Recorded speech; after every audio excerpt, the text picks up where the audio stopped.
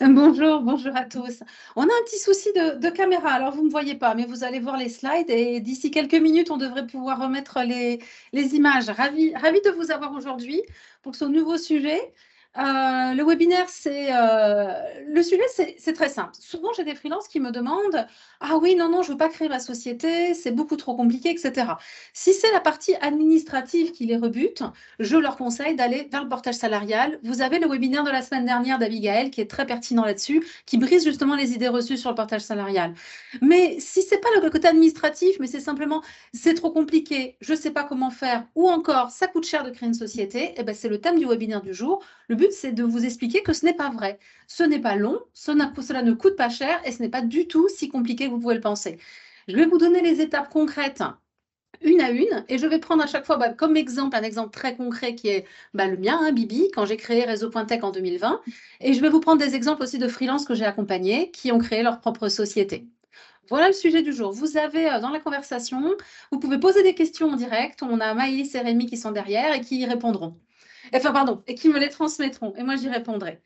On va, on va démarrer avec le début. Avant, alors, en fait, la création d'une société, tout se passe avant déjà. C'est ce que vous faites aujourd'hui. Typiquement, vous faites quoi? Vous êtes en train de vous renseigner, voire même peut-être de vous former. Donc, il faut récupérer le maximum d'informations en amont. Quel type d'informations? Il faut aller voir son réseau, aller voir des gens qui ont éventuellement créé leur propre société. Moi, tout bêtement, mon mari a créé sa propre société il y a 10 ans. Je lui ai demandé des informations, je lui ai demandé qu'il me rappelle et qu'il me raconte un petit peu ce qui s'était passé pour le démarrage, les différentes étapes, quand est-ce qu'on va voir le comptable, la banque, etc. Ce sont des choses auxquelles je n'avais pas l'habitude et il m'a rassuré là-dessus. J'ai également discuté avec des freelances que j'ai aidé à s'accompagner. Et ce que j'ai fait aussi, c'est que je suis allée voir plusieurs cabinets comptables. Alors pour cela, j'ai fait une petite étude, voir un petit peu qu'est-ce qu'ils proposaient. Le premier rendez-vous chez un cabinet comptable est toujours gratuit. Donc, ça ne coûte rien, vous vous renseignez. Par contre, il faut avoir un projet un petit peu solide et un peu pertinent avant de commencer cela. Faut pas arriver en disant, bon, j'envisage peut-être de créer une société, peut-être dans 3 ans, peut-être cette année, peut-être l'année prochaine, etc.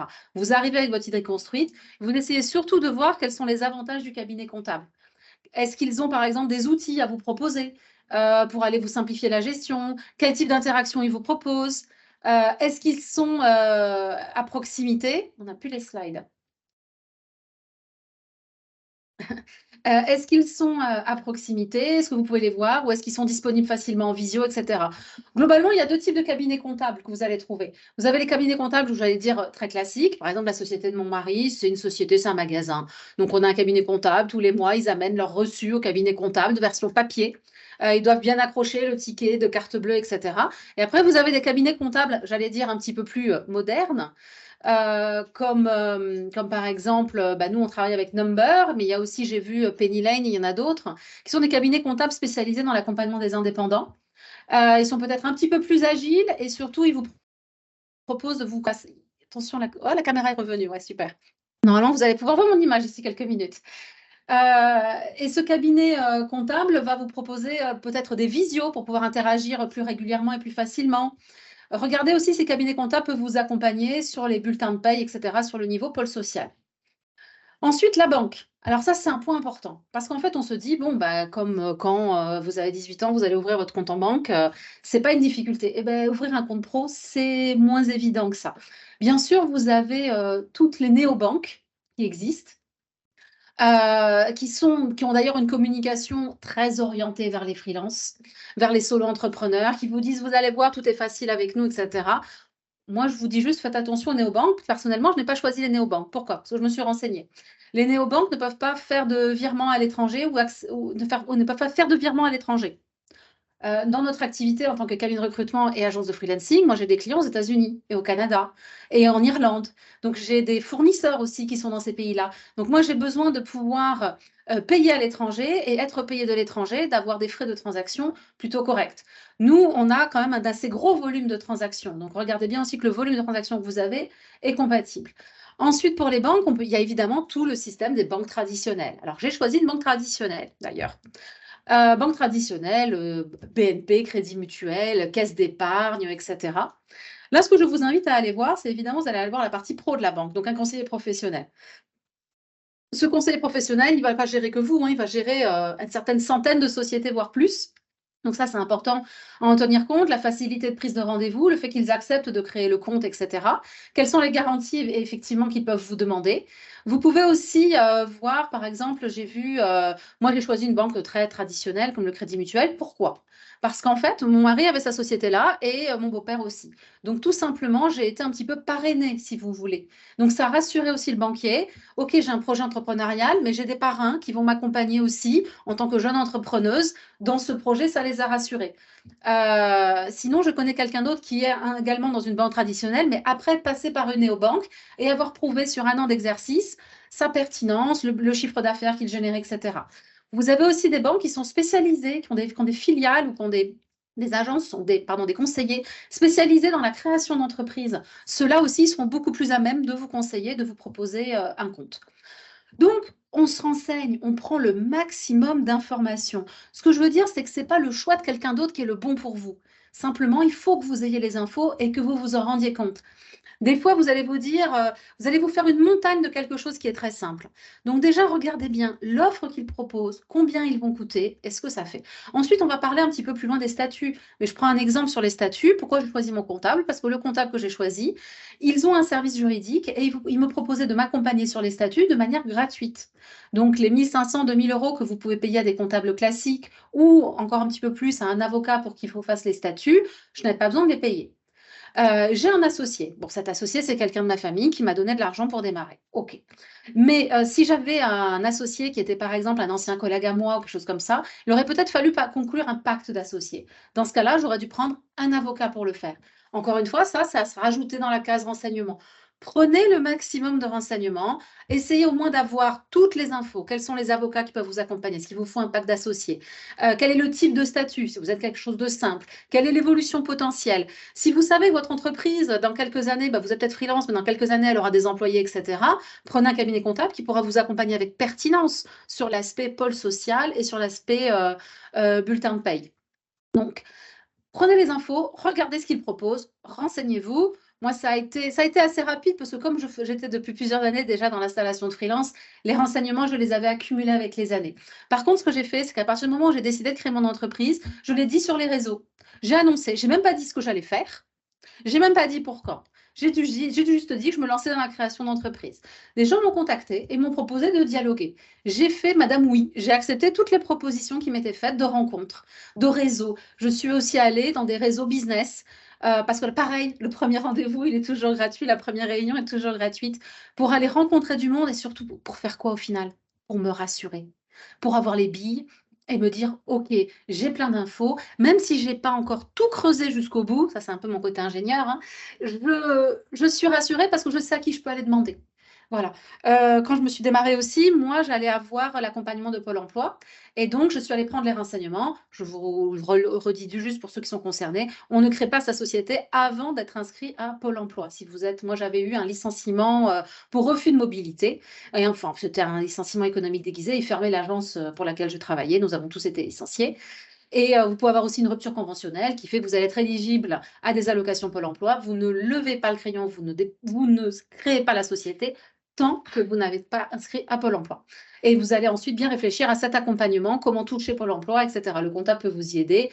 La réponse que vous aurez de partout, de toute façon, c'est si vous êtes à Pôle emploi, il vaut mieux faire une SASU et le comptable vous expliquera pourquoi. Et d'ailleurs, on a une experte comptable qui vient la semaine prochaine vous parler et vous pourrez lui poser toutes ces questions. Donc, on se renseigne. Étape suivante, on va creuser un peu plus loin le renseignement. On va aller se former.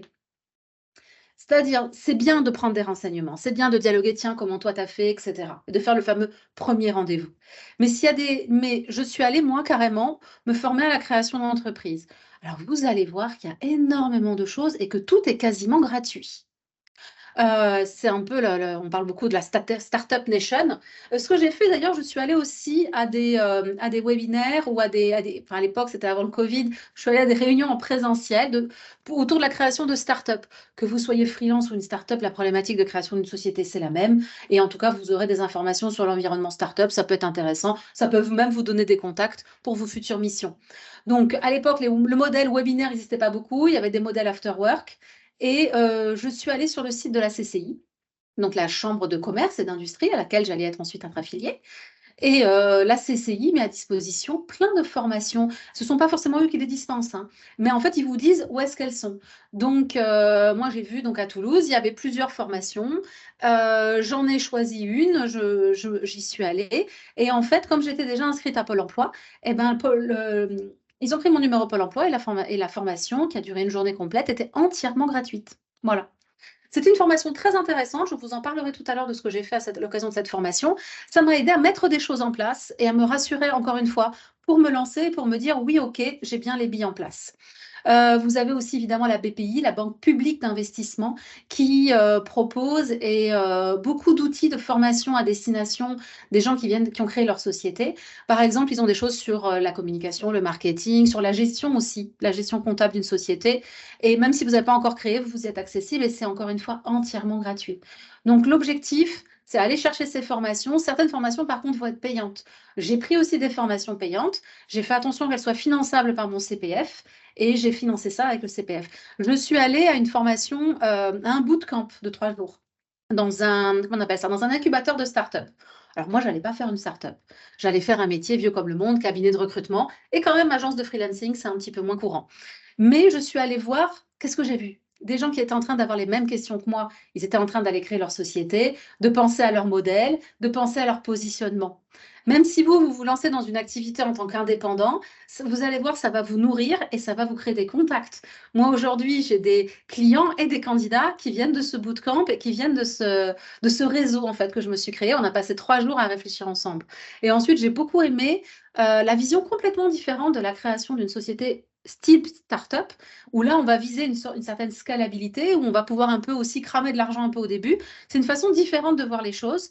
Et j'ai trouvé ça intéressant parce que je me suis dit, au final, eh ben, si j'ai suffisamment d'argent de côté, je peux préparer les choses telles que je l'entends et lancer l'activité plus doucement. Et ensuite, une fois que tout est prêt, je la lance. Mais ça nécessite un investissement. Dans le monde des startups, on a beaucoup moins peur de l'investissement. Quand on se lance freelance, souvent on se dit, voilà, moi je veux, j'ai mon préavis de 3 mois de démission et je veux que le jour 1 de ma démission, hop, j'ai déjà ma mission et que tout soit prêt pour travailler. Ben non, quand vous allez être freelance, vous allez prendre un certain nombre de risques. Vous allez, oui, peut-être devoir avoir besoin d'investissement, en tout cas d'avoir besoin d'un matelas. Moi, je vous invite toujours aussi à calculer vos frais. On va en parler tout à l'heure, on va parler un petit peu sous. Justement, c'est la suite de la formation. Après, on se forme, on chiffre. Voilà, allez, on rentre dans le dur, on rentre dans les sous. J'ai fait 2 choses. La première, j'ai fait un business plan avec ma comptable. Mais en réalité, je l'ai faite après avoir fait le Lean Canva, qu'on appelle aussi Business Canva. C'est un des bootcamps auxquels je suis allée, entièrement gratuit, hein, financé par la région, en fait, si on était à Pôle emploi. Qu'est-ce qu'un Business Canva ou un Lean Canva? Le Lean Canva, c'est la version startup du Business Canva. Moi, j'ai fait le classique. C'est de définir sur une grande feuille A3, là, ils m'ont donné un bout de papier, et il y avait des cases, ils m'ont expliqué ce qu'il y avait dans ces cases. Vous avez par exemple les stakeholders, c'est-à-dire les personnes avec qui vous allez travailler. Vous avez vos clients. Vous allez remplir la case. Qui sont vos clients potentiels? Quel type de société? Il y a une case avec quels sont vos coûts? Donc, vous allez réfléchir à tous vos coûts et vous allez tout lister. Il y a une case, c'est comment vous allez communiquer.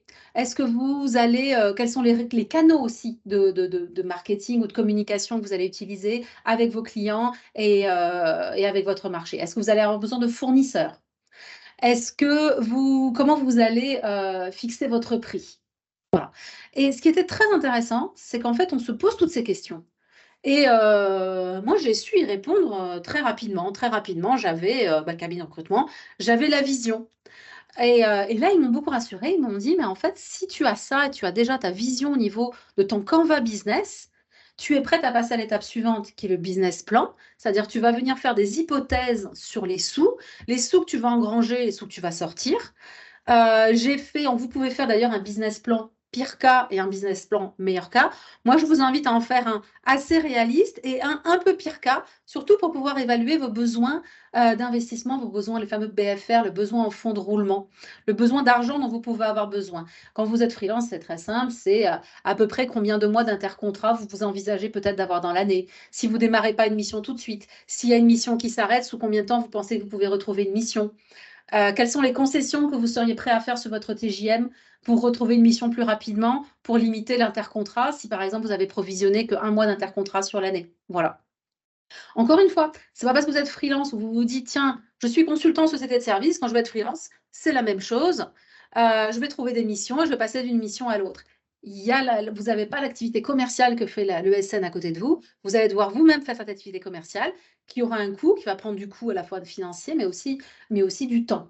Donc, je vous invite à faire cet exercice. Le business plan, vous allez trouver plein de modèles sur Internet, mais moi, je l'ai fait avec l'accompagnement de ma comptable. Elle avait un logiciel pour le faire.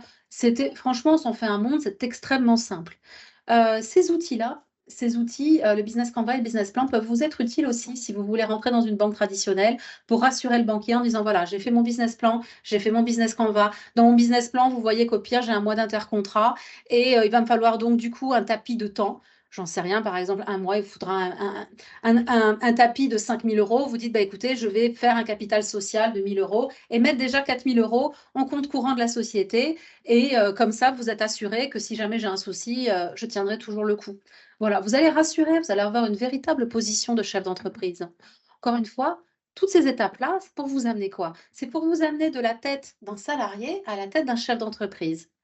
Qu'on soit en micro, qu'on crée une société ou même qu'on soit freelance en société de portage, dans tous les cas, vous allez être chef d'entreprise. Vous allez décider de ce que vous faites, vous allez décider des coûts et des dépenses que vous faites, vous allez devoir les maîtriser et vous allez devoir tenir le coup derrière.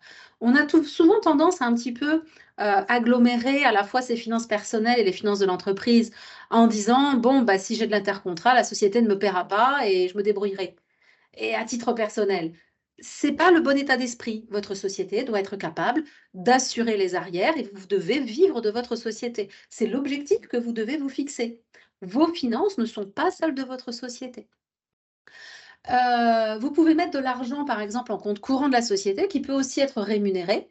Le comptable vous expliquera ça, c'est-à-dire c'est de l'argent qui est sur le compte, mais que vous pouvez sortir à tout moment et de manière aisée si vous avez besoin de renflouer. L'avantage de ça, c'est que du coup, ce fameux matelas, la banque le verra et vous aussi, vous le verrez. Il ne sera pas sur votre compte courant, mais il sera bien sur le compte de la société. Encore une fois, dans l'étape renseignement, le comptable vous aidera et vous expliquera tout ça. Moi, j'ai fait aussi, dans la partie formation, j'y reviens, j'ai fait aussi une formation dans une école de commerce qui durait 3 jours aux bases de la comptabilité. Et tout simplement parce que bah, moi, ingénieure, j'étais plutôt dans la partie technique et là, je me suis dit, je m'en faisais une montagne. Et je me disais, mais j'ai pas de diplôme, j'ai pas fait d'école de commerce, etc. On va reprendre l'exemple de mon mari. Mon mari, il a le bac. Alors il dit, eh ben, moi non plus, j'ai pas de diplôme, et pourtant j'ai une société depuis 10 ans, elle tourne bien. Et en fait, bon, déjà, je lui ai posé des questions, puis je me suis rendu compte que le comptable, il accompagne énormément. Et ensuite, je suis allée voir, moi j'avais besoin quand même de comprendre ce qu'allait faire le comptable pour pouvoir bien dialoguer avec lui. Je suis allée faire cette formation, encore une fois, financée par mon CPF. Voilà. Donc on chiffre, mettez les sous sur la table, soyez bien conscient des choses. Business plan, business Canva. Le Lean Canva, c'est la version startup où vous allez aussi réfléchir scalabilité et un peu agilité. Des outils très simples et il y a plein de sessions qui peuvent être proposées gratuitement, j'en suis sûre, dans votre région. Next. Maintenant qu'on a fait tout ça, on décide. Bah oui, il va falloir se décider. Il va falloir choisir un statut. Attention, hein, vous n'êtes pas en train de vous sacrifier, ce n'est pas pour la vie que vous allez choisir ce statut. Ce statut, ensuite, il peut évoluer. Donc, il va falloir, pour faire ce choix-là, moi, je vous invite à faire un peu les pros and cons à l'américaine, les pour et les contre, les avantages et les inconvénients de chaque statut. On a d'ailleurs un post, on a un article sur notre blog et puis la semaine prochaine, on a une comptable qui va venir, qui va vous parler de ça aussi un peu, notamment tout ce qui est frais et rémunération, tout ce qui est finance est complètement différent selon les statuts. Il y a des avantages différents. Donc, analysez bien ça. Pour choisir votre statut, on le dit dans chaque webinaire, le bon statut pour vous, c'est surtout en fonction de la protection sociale dont vous allez avoir besoin. Et alors moi, la première fois qu'on m'a dit, j'ai dit: «Mais moi, j'ai rien besoin de particulier, enfin, tout va bien, au point de vue santé». Je comprenais pas ce qu'on me disait. Puis après, j'ai compris. En fait, c'est que quand on est salarié et qu'on est malade, par exemple, je suis malade pour une grippe 3 jours, bah, enfin, pour une grippe, une grosse, grosse grippe qui vous met au lit une semaine, bah, vous allez voir votre médecin, il va vous prescrire un arrêt maladie et vous serez rémunéré, pas par votre employeur, mais en fait, par la sécu. Même si votre employeur, il continue de vous rémunérer, en réalité, c'est la sécu qui vous paye. Si vous êtes freelance, c'est la personne qui vous paye. Si vous êtes au fond de votre lit, personne ne vous paye, vous ne pourrez pas aller en mission, vous n'aurez pas vous pourrez pas facturer cette journée-là. Si, ensuite, si vous vous cassez la jambe, vous avez par exemple, allez, on va faire les ligaments croisés un week-end au foot. C'est des mois de rééducation et des mois d'immobilisation. Si vous avez une activité qui se fait beaucoup en télétravail, ça sera peut-être réalisable, mais des fois, vous devez carrément aller en centre de rééducation, et cetera. Là, ce sont des indemnités journalières, la sécu même, elle ne vous couvrira pas. En réalité, en tant que salarié, vous ne vous en rendez pas compte, mais c'est la prévoyance qui prend le relais. Donc, réfléchissez aussi au potentiel de maladies longue durée, notamment si vous faites, des sports, ski, foot et cetera, qui peuvent vous immobiliser, pendant longtemps. Dans la protection sociale, on va penser évidemment à la retraite. On en parle beaucoup, il y a les manifs, hein, en ce moment. On va penser aussi à Pôle emploi. Donc là, si par contre vous avez besoin d'avoir, peut-être Pôle emploi et de pouvoir avoir cet avantage-là, il ne faudra pas faire une société. Allez plutôt faire du portage salarial qui va vous permettre de réouvrir et de cotiser à Pôle emploi et de réouvrir vos droits. Aucun statut ne vous le permettra. On nous avait promis, hein, que les chefs d'entreprise auraient droit au chômage. Ce n'est pas le cas. Donc on cotise moins en tant que chef d'entreprise parce qu'on n'a pas le droit au chômage. Et on ne cotise pas pour le chômage. Donc les statuts, choisissez-le bien, pour et contre. Et si vous avez droit aux allocations Pôle emploi, encore une fois, on va vous expliquer à chaque fois que le meilleur statut pour ça, c'est la SASU, parce qu'en termes de rémunération, vous pourrez vous rémunérer en dividende. Attention, vous ne pouvez pas vous rémunérer en dividende tant que vous êtes à Pôle emploi. Il faudra le faire quand vous aurez terminé. Parce que Pôle emploi, vous demandez le remboursement de ça. Après, vous avez aussi l'ACRE, qui est que vous pouvez demander via Pôle emploi, qui va vous permettre d'avoir la moitié de votre chômage en 3 fois. Et sonnant et trébuchant, vous n'aurez pas besoin de vous actualiser tous les mois. Par contre, si vous actualisez tous les mois, vous pouvez avoir une durée beaucoup plus longue. Vous pouvez avoir les fameux 100%. Ensuite, il va falloir décider du capital que vous allez mettre. Ce capital est à décorréler de vos réels besoins d'investissement. Vous pouvez dire encore une fois, vous avez besoin de 5 000, vous pouvez mettre 1 000 en capital, c'est ce qui va apparaître sur votre CABIS. Vous savez, on voit société au capital social de temps. Voilà. Ce capital, il sert à quoi? Il sert à rassurer. Oui, on peut faire une société avec 1 euro, mais ce n'est pas très rassurant en termes de durabilité et aussi, sachez que ce capital social a un impact sur votre bilan. Vous n'avez pas le droit d'être en déficit de plus de la moitié de votre capital.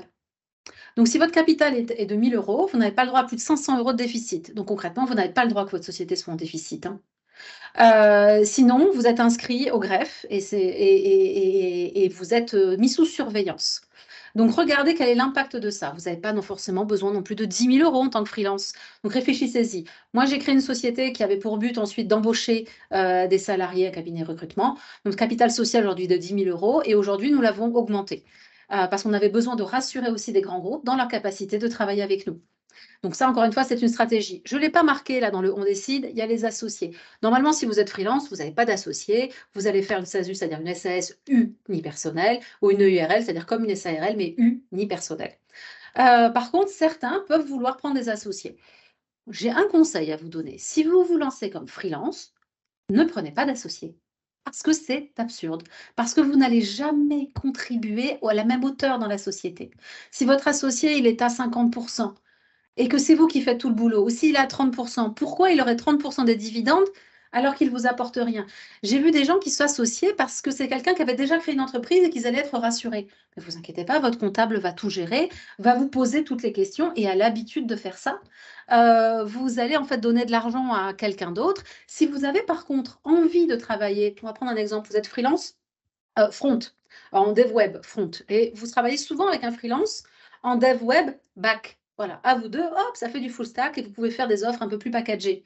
OK. Eh bien, j'en connais 2. Dans il y en a un, son épouse est comptable. Ben, croyez-moi, il n'a pas fait une SAS avec cette autre freelance. Absolument pas. Son épouse qui est comptable lui a conseillé. Vous faites chacun votre société. Vous faites ce que vous voulez comme société. Votre SASU, votre URL, votre auto-entreprise, faites ce que vous voulez. Et ensuite, vous faites une holding. Et ils ont fait une holding où ils sont ensemble. Et quand ils travaillent ensemble, ils facturent via cette holding.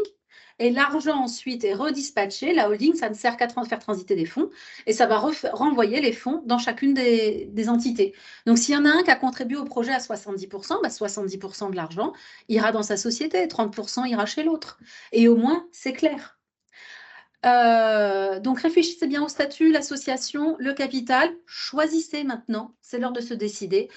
Les statuts sont modifiables ensuite. Vous pouvez aussi commencer à une SASU et 2 ans plus tard passer à une URL. Ça a un petit coût, oui. Il va y avoir quelques centaines d'euros à payer. Mais ce n'est pas non plus la mer à boire. Réfléchissez bien à l'objet social de votre société. C'est celui qui apparaîtra sur votre cabis et de manière plus détaillée dans vos statuts.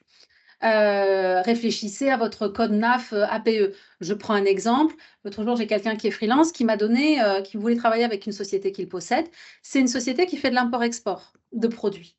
Je lui ai expliqué que cette société avait comme objet social de faire de l'import-export de produits et qu'elle ne pouvait pas faire de la prestation intellectuelle en ingénierie. C'est pas possible. C'est pas l'objet social de sa société. Ce n'est pas pertinent. Donc, soit il avait une autre société qui avait un objet social qui était compatible, soit il passait par du portage salarial. Donc, réfléchissez-y. Je pense à ça, notamment, je connais un freelance, il a en réalité plusieurs activités dans sa société, mais c'est clairement identifié. Il fait de la conception de cartes électroniques avec de la vente de produits électroniques et des produits un peu standardisés qu'il fabrique.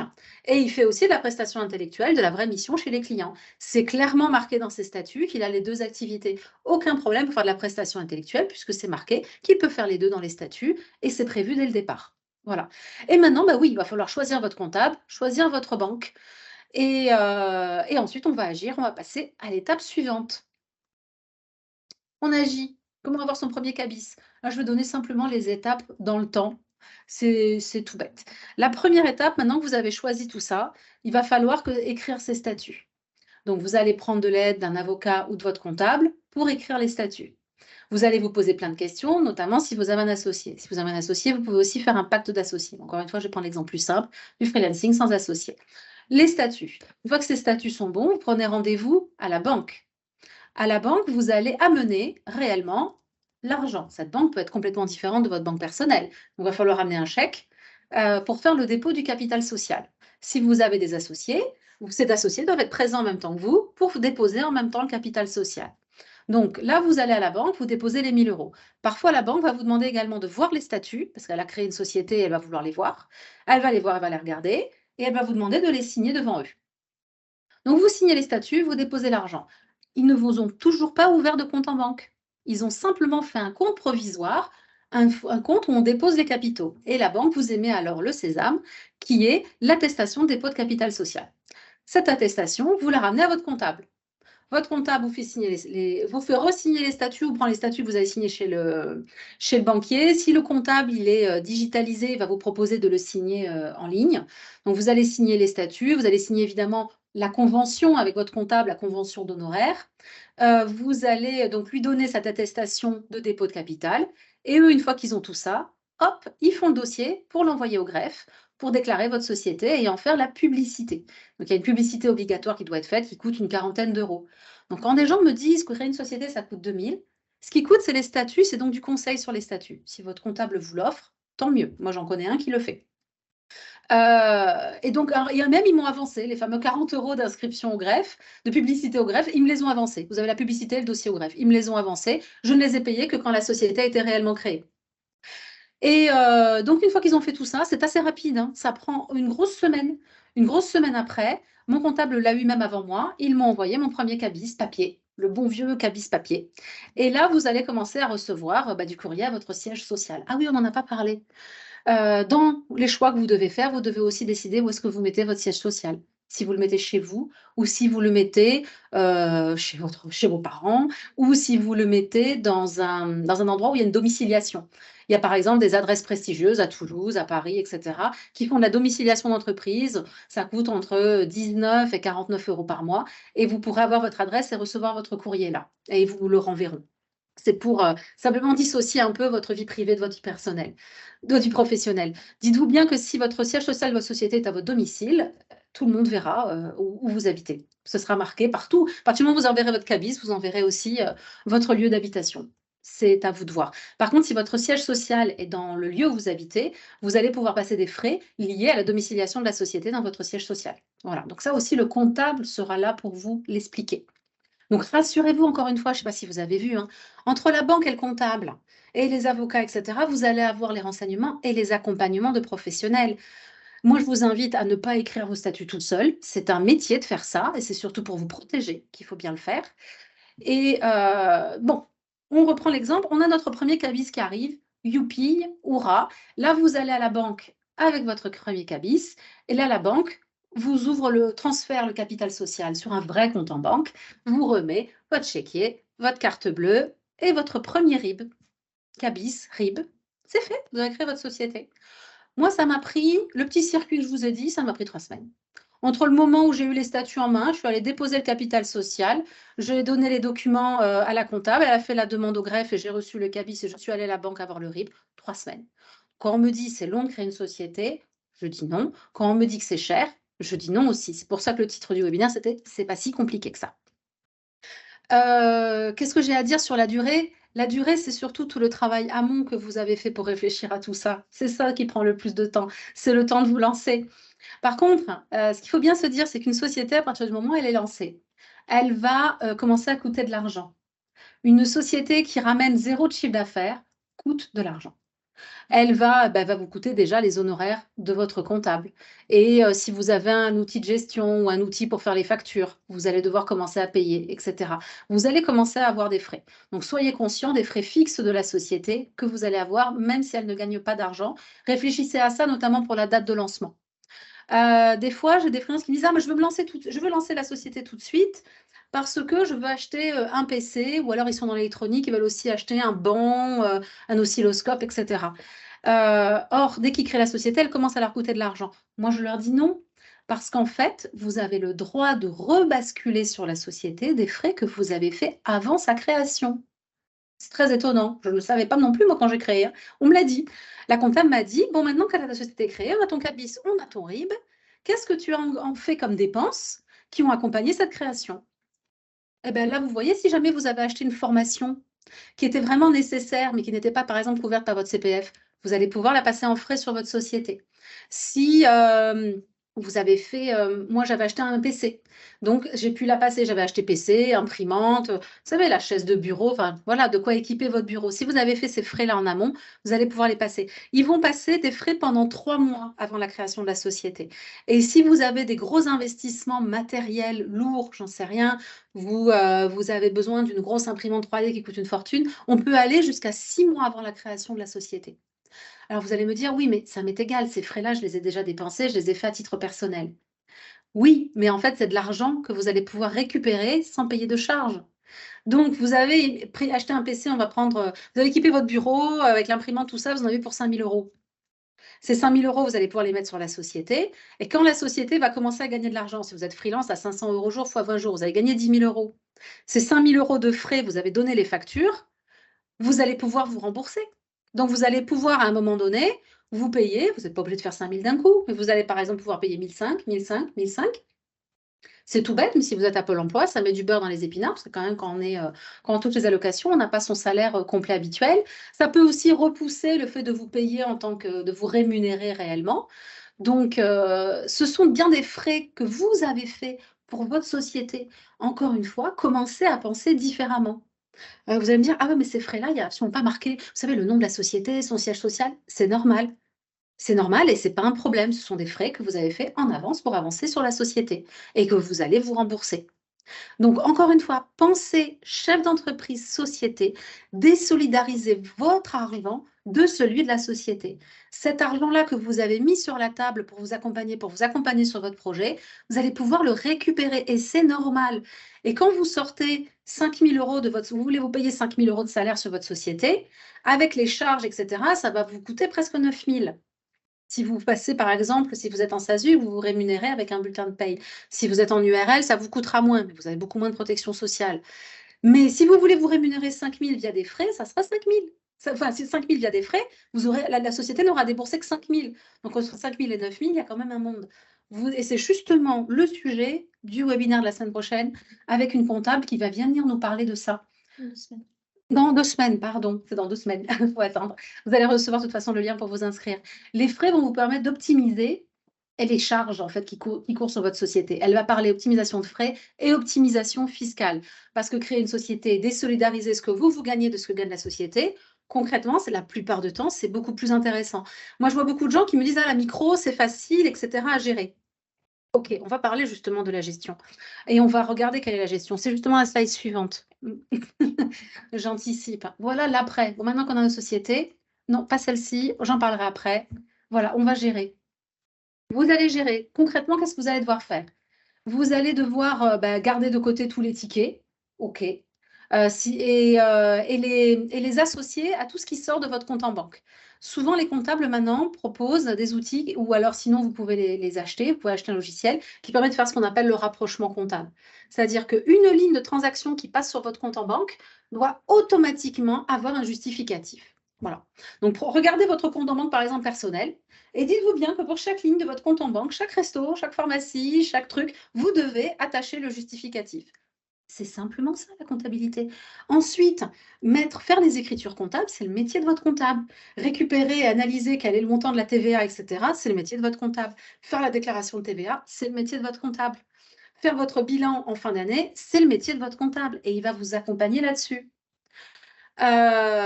Donc l'exercice, c'est quoi? L'exercice, c'est vous allez créer votre société. Par exemple, vous allez créer votre société, là maintenant, donc vous la créez le 15 mars. Commence le 15 mars. Et c'est quoi son exercice? Le comptable va vous le demander. Vous pouvez dire, vous pouvez avoir une société qui clôture toutes ces années au 31 décembre. Paf, c'est simple. Il y a des sociétés qui clôturent en juin, il y a des sociétés qui clôturent en juillet. C'est totalement libre. On le voit souvent, qu'il y a beaucoup de sociétés qui clôturent le 31 décembre, parce qu'on voit beaucoup de magasins fermés pour cause d'inventaire. Parce qu'en fait, quand on clôture son exercice, on fait l'inventaire de son stock. Vous serez freelance, vous n'aurez pas de stock de ce type-là. À moins que vous fassiez de la fabrication et que vous ayez des produits à vendre, vous n'aurez pas ça. Donc, vous n'êtes pas très embêté par la date de votre clôture. Par contre, si vous créez une société, on va prendre, vous créez votre société le 15 octobre. Et vous dites, bon, je voudrais qu'elle se termine le 31 décembre chaque année. Vous n'allez pas faire un exercice du 15 octobre au 31 décembre. On va pas faire un exercice de 2 mois. On va faire ce qu'on appelle un exercice étendu. Sur le premier exercice, et uniquement sur celui-là, vous pouvez. Donc, vous pouvez dire, je vous fais du 15 octobre, vous demandez une extension. Votre premier exercice, il datera pas au 31 octobre suivant, mais au 31 octobre de l'année suivante. En fait, ça vous permet de reporter un petit peu tout ce qui est imposition et provision ensuite sur les impositions des années futures. Ça vous permet d'avoir un petit peu plus d'air là-dessus. Pour le premier bilan, vous allez vous aussi peut-être vous faire une montagne de ça. Dites-vous bien que le comptable, et s'il ne le propose pas, vous allez lui demander. Vous lui demandez, si votre clôture est au 31 décembre, octobre, vers octobre par exemple, un pré-bilan. Voilà, avec ce que vous avez déjà fait depuis que vous avez créé la société, vers où on va. Vous allez projeter un petit peu sur la fin de l'année et vous allez vous projeter ensemble sur les bénéfices que vous allez avoir. Et elle va aussi vous conseiller sur, les cadeaux clients que vous pouvez faire, le montant qui pourrait passer et cetera, qui est justifiable auprès de l'URSSAF et cetera, et elle va peut-être vous dire: «Bon, là, vous allez avoir un bilan un peu élevé, c'est peut-être le bon moment de faire des dépenses si vous vouliez en faire». Donc si vous vouliez acheter, vous avez commencé avec votre petit PC perso et que là maintenant, vous pouvez vous acheter une bête de guerre, et c'est peut-être là d'ailleurs que vous pouvez peut-être refaire intégralement votre bureau et cetera. Ou acheter une formation dont vous rêviez ou une certification et cetera. Le faire là pour pouvoir diminuer, en fait, vos bénéfices et pouvoir avoir un premier bilan un peu moins important, mais du coup, qui coûtera un petit peu moins aux impôts. Encore une fois, vous serez accompagné. On va vous poser les questions et vous mâcher le travail. Et dans le «on gère», ce que je voulais dire, c'est que souvent on me dit: «Ah mais moi je fais une micro, c'est beaucoup plus facile à gérer qu'une entreprise». Je suis désolée, ma fille a fait une micro et je l'accompagne dans sa gestion. Croyez-moi, il y a plus de travail chez elle que dans ma propre société. Pourquoi? Parce qu'en micro, quand vous passez un certain montant, vous devez faire vous-même votre TVA. C'est pas sorcier, mais il faut le faire. Le rapprochement comptable, vous devez le faire. Ah, mais si c'est une petite micro, des fois même, le compte de la micro, c'est votre compte personnel, ce que je vous conseille absolument pas. Au-delà de 10 000 €, normalement, les banques aussi peuvent refuser que votre compte personnel soit aussi le compte de la micro. C'est pas parce que la loi autorise que ça soit le même compte que les banques l'acceptent forcément. Elles ont leur propre charte interne, qui sont aussi pour vous protéger et protéger vos débiteurs. Donc, quand vous êtes en micro, vous n'allez pas pouvoir non plus passer de frais de charge. Donc, oui, vous n'allez pas avoir ça à gérer. D'un autre côté, des fois, on ne se rend pas compte de combien vous coûte votre activité. J'ai des fois des micro-entrepreneurs qui me disent: «Ah, moi, je facture tant la séance de coaching, machin». Et là, je lui dis: «Mais attends, mais tu as les frais d'essence, tu as les frais de communication, de publicité, d'inscription, de location du local», parce qu'en plus, elle louait un bureau de réunion à Toulouse, etc. Et je lui dis: «Mais tu ne te rends pas compte qu'en fait, tu fais que tant de marge sur l'activité que tu fais, brute, hein, même pas nette». Et en fait, comme elle n'avait pas une société, elle ne faisait pas cet exercice que son comptable l'aurait amené à faire, qui était combien tu gagnes versus combien tu dépenses pour faire ça. Et en fait, en micro, comme tout est mélangé, elle, tout ce qu'elle voyait, c'est: «Ah moi, je facture 300 € de l'heure mon coaching». Ouais, mais enfin, ta salle de réunion, ton truc, ton machin, tu gagnes même pas 100 € de l'heure sur ton activité. Et pour quelqu'un qui a ton expertise, au final, ton bilan est plutôt mal fait. Alors, soit c'était le prix, soit c'était ses coûts qui étaient trop élevés, mais il y avait un déséquilibre. Donc, en micro, si vous avez, par exemple, à la fin de l'année, il faut faire la CFE, c'est la cotisation foncière des entreprises. Si vous êtes en société avec un comptable, vous ne posez pas la question, c'est le comptable qui l'a fait. Le comptable, vous inquiétez pas, il va vous dire il y a la CFE. Et si vous commencez, comme c'est mon cas, à avoir des salariés, il va vous dire il y a la taxe, il y a la cotisation professionnelle, il y a la cotisation d'apprentissage, on t'a préparé les documents, tiens, signe ici. Ou alors ils vont te dire il faut que tu crées un compte sur Net Entreprise, voilà, voilà. Ils vont me donner les démarches, ils vont m'accompagner, c'est leur travail et c'est leur responsabilité. Et oui, on les paye pour ça. Donc en micro, vous n'aurez pas les frais d'un comptable, mais vous ferez tout vous-même. Et si vous vous plantez sur la CFE, c'est pour votre pomme, vous aurez les redressements. Je dis ça parce que j'ai vu un micro-entrepreneur qui me dit: «Mais quoi la CFE? J'ai jamais reçu de document». En fait, il avait coché une case à l'URSSAF où sa société n'était pas visible de l'extérieur, qui nous mettait un peu de confidentialité sur sa micro. Et du coup, il n'a pas reçu les documents automatiques qui viennent des impôts au niveau de la CFE et ça faisait 2 ans qu'il n'en avait pas rempli. J'ai dit: écoute, je t'invite à le faire toi-même, hein, avec de la bonne volonté, à te rapprocher des impôts, parce que tu as plusieurs années de retard. Et s'ils considèrent que c'est ta faute, tu auras des majorations très importantes. Voilà. Donc, le comptable est là pour vous accompagner. Tout ce que vous avez à faire, c'est garder vos tickets de côté et faire le rapprochement avec chaque chose qui va sortir de votre compte. C'est pas sorcier, hein, franchement. Et c'est de poser des questions, c'est de faire des points réguliers avec votre comptable pour avoir les informations. N'hésitez pas à lui poser des questions, n'hésitez pas à lui expliquer votre activité. Vous pouvez aussi faire des points avec votre banquier, si vous le souhaitez, pour essayer de comprendre un peu mieux encore comment cela fonctionne. Vous allez le faire en douceur. Par contre, dans la gestion, je mets un point d'attention. Il y a un dicton qu'on voit assez souvent en disant: «Les entreprises, la première année, ça va, la deuxième et la troisième, elles sont mortes». Pourquoi beaucoup d'entreprises coulent la troisième année? Entre la deuxième et la troisième année? En fait, c'est à cause des impôts. Pourquoi? Parce qu'elles n'ont pas provisionné ce sujet-là. Je vous prends un exemple. Vous êtes freelance, vous allez faire 10 000 € par mois, mais vous avez aussi Pôle emploi. Donc en réalité, ces 10 000 €, ça sera quasiment que du bénéfice. Parce que vous avez vos allocations, vous allez très peu vous rémunérer, vous allez avoir peut-être quelques charges. Bref, en fin d'année, sur vos 120 000, allez, vous avez 80 000 € de bénéfices. Ces 80 000 €, ils vont être taxés, ils vont être imposés.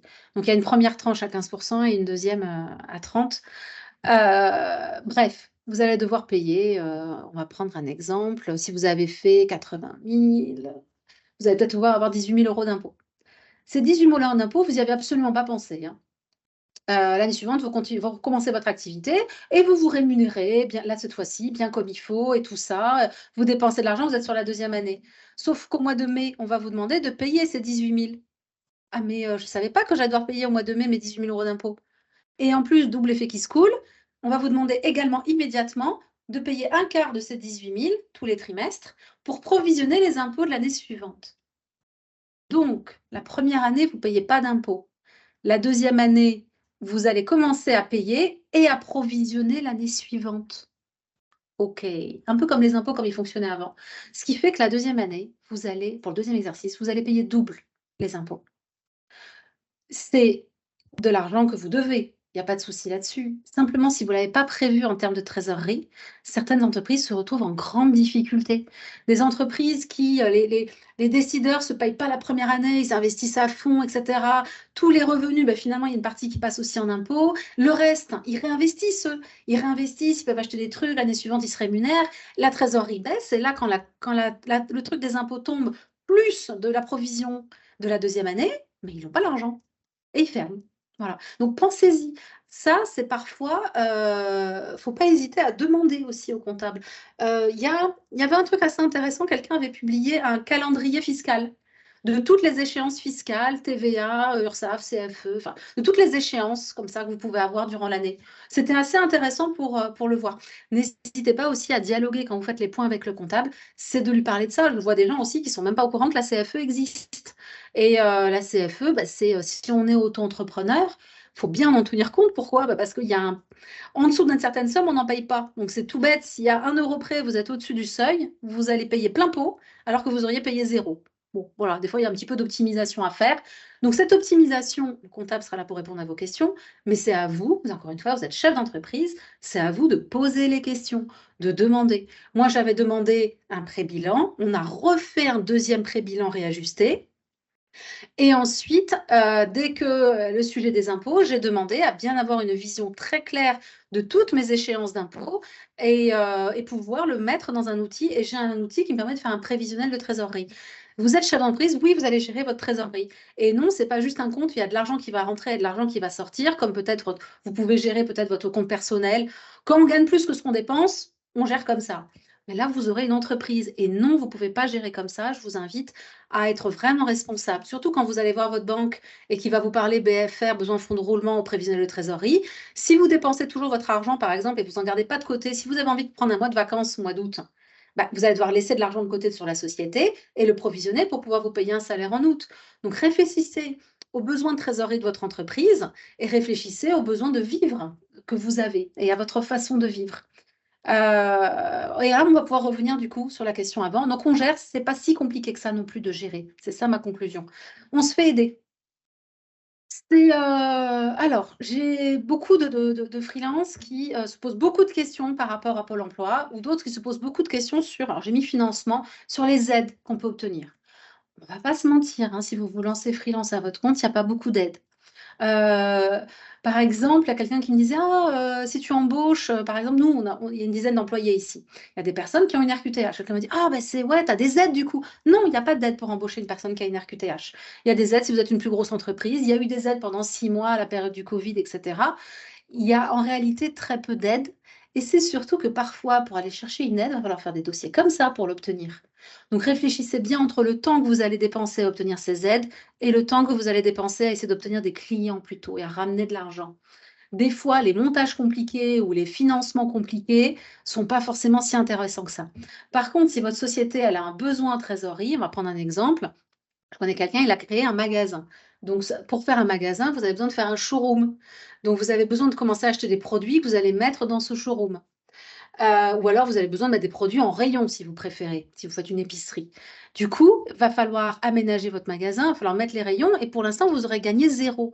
C'est ça le besoin en financement. Vous allez aussi réfléchir au stock que vous allez mettre de côté. Donc ces fonds-là, bah, si vous ne les avez pas, il va falloir les trouver. Alors il y a plusieurs façons de financer.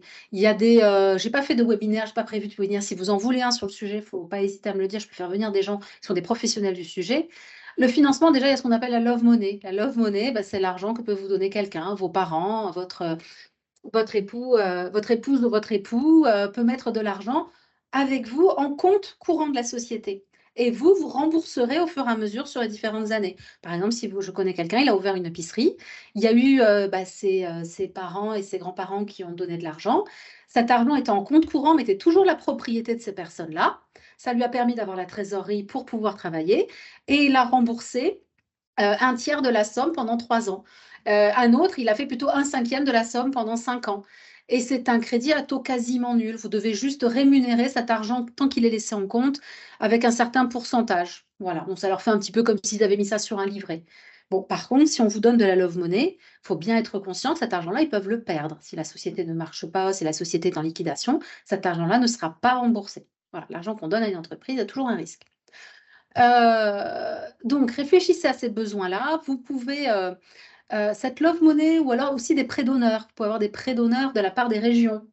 Je pense notamment si vous vous lancez freelance et quand même parallèle, vous avez une activité pour développer un produit logiciel ou un produit hardware ou un produit IoT. Et bien là, vous allez pouvoir aller demander des financements. Les prêts d'honneur, c'est qu'on va vous prêter de l'argent, la région, des petites sommes, 5, 10 000. Mais si vous avez, ou même 3 000. Mais si on vous donne ce prêt d'honneur, dites-vous que vous pouvez ensuite aller voir la BPI pour avoir la même somme. Donc, si par exemple, vous avez de la love money à hauteur de 10 000, vous avez un prêt d'honneur à hauteur de 10 000, ça fait 20 000, vous pouvez aller voir la BPI pour avoir 20 000. et ils vous les donneront. Il y a de très fortes chances. Donc là, vous arrivez, vous voyez, vous avez levé 40 000 € avec l'aide de votre famille et des 10 000 que vous avez fait rentrer. Il y a plein de choses autour du financement. Là, on va vous parler, alors il y en a qui vont parler levée de fonds de start-up et tout ça. Alors, je ne suis pas du tout en train de parler de ça. Et même quand je suis allée dans les bootcamps de start-up, plus tard est la levée de fonds, mieux c'est, parce que du coup, vous allez diluer votre capital et vous allez aussi diluer la propriété de votre entreprise. Donc, faites plutôt quelque chose qui est sain. Dites-vous bien qu'on prête toujours beaucoup plus facilement de l'argent à une société qui rapporte de l'argent. Quand vous arrivez et que vous n'avez rien sur la table, pas de clients, pas d'argent, pas de produits, mais par contre une bonne idée, vous n'aurez pas d'argent et pas de financement. Si vous arrivez, que vous avez commencé à avoir des premiers petits clients, etc., et que vous arrivez à montrer que vous arrivez à générer un bénéfice, vous pourrez beaucoup plus facilement lever des fonds. Ensuite, Pôle emploi, on en a parlé tout à l'heure.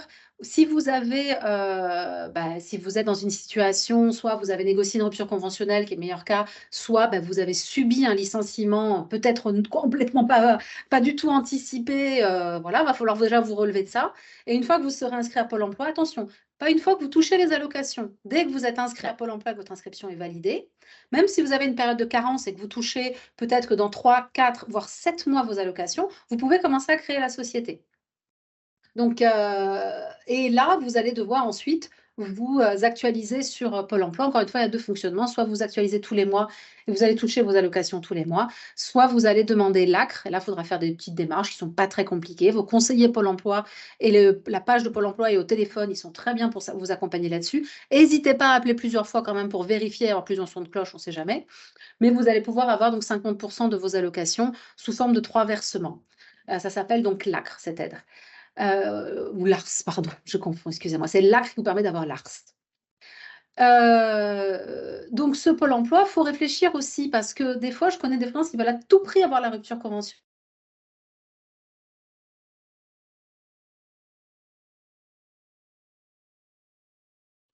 À la fin de l'année, si tout va bien, si tu as fait des 500 € au jour, le fameux SMIC LinkedIn de 6 000 € dont on parle tout le temps, vous allez avoir 120 000 €.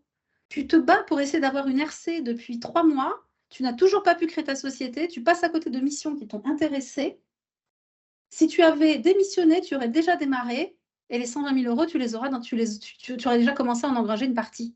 Donc des fois, ce que je veux dire là sur le On se fait aider, c'est vous prenez pas trop la tête là-dessus non plus.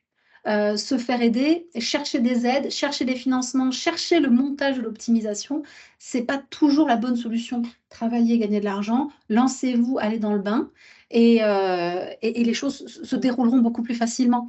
Il est passé à côté d'une super mission parce qu'il voulait à tout prix avoir cette sécurité de Pôle emploi. Au final, à la fin de l'année, il aurait eu un problème. Je lui ai dit, tu vas avoir un problème de toute façon. Ton Pôle emploi, tu n'en auras plus besoin. Tu vas gagner trop d'argent. Tu vas payer noir d'impôts au niveau de ta société et à titre personnel. Donc, à un moment donné, il faut réfléchir. Je dis, ton raisonnement, il n'est pas le bon. Je dis, des fois aussi, il y a des gens qui se cherchent des excuses. Pour ne pas se lancer en disant je ne peux pas me lancer si je n'ai pas de rupture conventionnelle. Je connais beaucoup de freelances. Il y en a qui vont témoigner ces prochaines semaines. On fait régulièrement, tous les mois et demi, on fait témoigner des freelances. Il y en a qui se sont lancés freelance en démissionnant sec. Et j'en connais même un, il a démissionné sec et quand il a terminé, il devait avoir une mission qui ne s'est pas faite et il a commencé par directement 1 mois et demi sans travailler. Mais il avait prévisionné. Il était accompagné par des gens qui lui ont dit que ça pouvait arriver, qu'il fallait qu'il ait provisionné au moins 2 mois, 2 à 3 mois d'intercontrat sur son année, qu'il ait un petit livret de côté. Le but, c'était pas de le sortir, mais qu'il l'ait de côté. Il allait pouvoir le renflouer ensuite par la suite. Et il a pu tenir le coup. Et aujourd'hui, il n'a plus d'intermission. Mais effectivement, le démarrage a été un petit peu difficile. Voilà. Dans le 11 FED, il y a marqué SST, là, ça veut dire sous-traitance.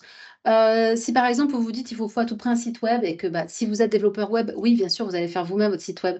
Mais si vous n'êtes pas développeur web, vous pouvez faire travailler un freelance, quelqu'un. Si vous avez envie que votre société elle ait un logo, vous pouvez faire travailler quelqu'un. Si vous voulez déposer votre marque en vous disant peut-être qu'aujourd'hui, je commence comme ça, mais ma société va grandir, je vais peut-être me faire aider, etc.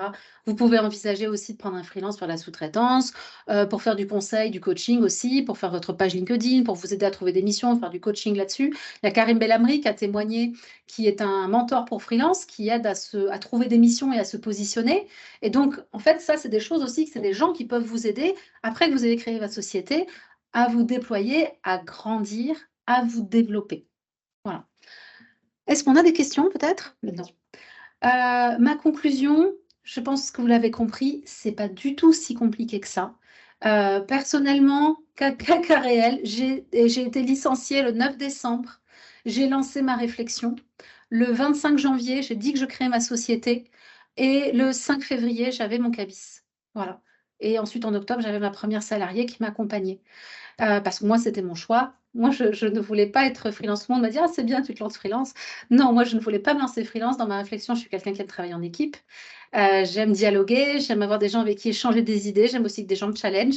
Et donc, je voulais créer une société qui ait d'autres personnes avec moi, pas faire une multinationale, mais faire une petite équipe. Et c'est dans cette idée-là que j'ai créé la société. J'en ai tenu compte dans mes statuts, dans mes capitales sociales, dans mon choix de comptable, dans mon choix de banque et dans tous les choix que j'ai faits en amont. Voilà. Donc, réfléchissez à ce que votre société va être à T0, qui vous êtes, les besoins que vous avez, ce qu'elle va potentiellement devenir. Et là, vous aurez tout va se dérouler avec beaucoup de facilité. Une dernière chose, juste une petite alerte sur les arnaques. Tu peux revenir sur la page où il y a le cabis, hein, en arrière, merci. Voilà, quand vous allez recevoir votre premier cabis, vous allez recevoir beaucoup de courriers et la plupart des courriers seront des arnaques ou pas. Alors c'est ça qui est difficile à distinguer. Vous allez recevoir des courriers qui feront semblant d'être, l'État, ça peut ils font vraiment semblant d'être, l'INPI, des organismes hyper sérieux et ils vont vous proposer de payer, un document d'affichage obligatoire ou des choses comme ça ou de la publicité obligatoire une fois que vous avez créé. En fait, ces gens-là prennent les registres du greffe et dès que vous êtes créé, ils vous envoient le courrier, y compris quand vous êtes en micro. Je sais parce que ma fille, elle m'a appelée à chaque courrier qu'elle recevait. Elle m'envoyait la photo, je dis: «Ça, c'est une arnaque». Elle me dit: «Mais c'est comment ça se fait?» C'est vraiment c'était hyper officiel et hyper bien écrit. Donc faites attention. Premier cabis égale premier courrier égale premières arnaques. Par contre, bon, vous pouvez avoir des vrais courriers, les jetez pas à la poubelle quand même. Encore une fois, demandez à votre comptable, si ce sont des vrais courriers et posez la question. Pareil, avant de faire des frais importants, parlez-en à votre comptable. Si vous avez des frais importants, il est peut-être intéressant de le faire avant la fin de votre exercice que de le faire au début de l'exercice suivant ou de décaler par contre sur l'année suivante certains frais pour pouvoir diluer vos charges. Réfléchissez à tout ça et puis bon lancement, bonne création d'entreprise, bon webinaire, bonne formation et n'hésitez pas, c'est beaucoup moins difficile qu'on le croit et ça coûte beaucoup moins cher qu'on le pense. Voilà. Et pour terminer, je vais parler des prochains webinaires, mais j'ai commencé déjà à vous en parler. Nos 5 prochains webinaires qui sont déjà sur le lien d'inscription que vous avez utilisé pour vous inscrire. On va vous l'envoyer après le webinaire et sinon, si vous nous regardez sur YouTube, vous l'avez en bas. On vous met le lien d'inscription au prochain webinaire. Donc, la semaine prochaine, c'est des témoignages en live. On a 3 ingénieurs qui nous ont confirmé leur venue et je suis très contente parce que c'est 3 personnes dans des métiers totalement différents. On a quelqu'un dans la cybersécurité, on a quelqu'un qui est plutôt dans la robotique, on a quelqu'un qui est dans l'export contrôle, le juridique. Donc, avec des parcours différents et avec des statuts différents. Et il y a déjà 2 témoignages en live d'ingénieurs de freelance sur notre page YouTube.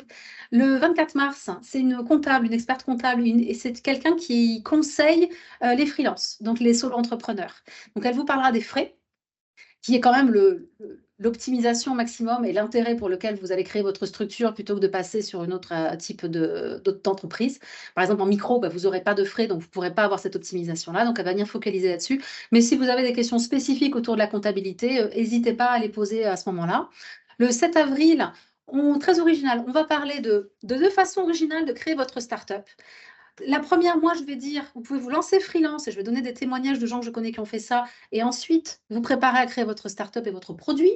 Et Maude va venir, elle vient de Bout du Concept et elle, son métier, c'est de chercher des associés. En fait, il y a des startups qui existent déjà et qui cherchent quelqu'un qui va venir donner de son temps et de son argent au capital et qui sera cofondateur et qui va aider à la créer, à la développer. Donc, si l'idée vous tente, n'hésitez pas le 7 avril. C'est vraiment une façon originale. Je connais beaucoup de gens qui ont envie d'être dans la création d'entreprise, qui savent qu'ils pourraient accompagner un créateur, mais qui n'ont pas forcément la bonne idée. Ben là, vous avez un créateur avec la bonne idée. Si l'idée vous parle, vous pouvez l'accompagner, lui amener votre seniorité. Le 14 avril, on a un invité spécial, on a un guest, on a Florian Charpentier. C'est celui qui a créé la Micro by Flow, qui est un site web absolument excellent sur la micro-entreprise. Il viendra tout vous expliquer. Il a fait des tutos. Encore une fois, j'ai dit que ma fille avait fait la micro-entreprise pour faire sa première CFE. Je peux vous dire que moi, c'est ma comptable qui le fait, donc je n'en ai absolument aucune idée. Je suis allée voir le tuto de Florian et c'est comme ça que je le connais et j'ai trouvé ça absolument, excellent et il va venir, témoigner pendant une grosse heure, voire un peu plus. Vous pourrez poser absolument toutes les questions et il est vraiment extrêmement pointu et très au fait, hein. Il suit tout ce qui se passe au niveau de l'URSSAF et cetera et il est très pertinent, sur le sujet. Le 21 avril, on change un petit peu de sujet. On n'est pas autour du freelancing, on est autour de la cybersécurité. Et c'est Lionel qui va venir nous parler de pourquoi envisager une carrière en cybersécurité.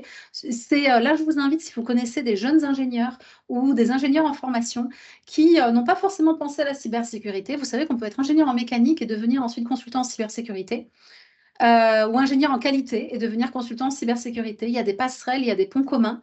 Et aujourd'hui, la cybersécurité recrute énormément. Et il va venir nous parler de ça et de cette orientation qu'on peut donner, cette coloration aussi que vous pouvez donner, aussi bien quand vous êtes junior que quand vous êtes senior. Quand on est senior aussi, on peut commencer à se spécialiser là-dedans. Donc un sujet différent, et c'est Lionel qui est un recruteur, qui est notre recruteur spécialisé en cybersécurité le 21 avril. Et on a encore d'autres sujets qui vont sortir. Si vous avez des idées, vous pouvez nous contacter. Si tu peux mettre la dernière slide, Maëlys, merci. Vous pouvez nous contacter. Vous avez à gauche mon QR code, c'est mon profil LinkedIn et tout le monde peut m'envoyer des emails gratuitement parce que j'ai un compte business. Et à droite, vous avez Réseau.tech. Nous sommes un cabinet de recrutement et une agence de freelancing. Nous sommes spécialisés en système embarqué à cybersécurité. À 80%, nous travaillons sur Toulouse et nous avons 20% de missions qui sont à Nice et Paris. Voilà, vous savez tout. Et je vous dis à très bientôt. Je sais que vous êtes fidèles en plus à cette chaîne. N'hésitez pas à vous abonner si vous êtes sur YouTube. Vous savez, vous avez une petite cloche. Notre page YouTube, c'est très simple, hein, ça s'appelle Réseau.tech. Et vous aurez tous les replays de nos webinaires, plein d'autres sujets. Voilà, vous avez Karim, vous avez la comptabilité avec Camille, vous avez Abigail de Deuxy Portage, vous avez Poveda de Embarque, une autre société de portage. Plein d'infos pour accompagner votre veille. Et je vous dis à bientôt.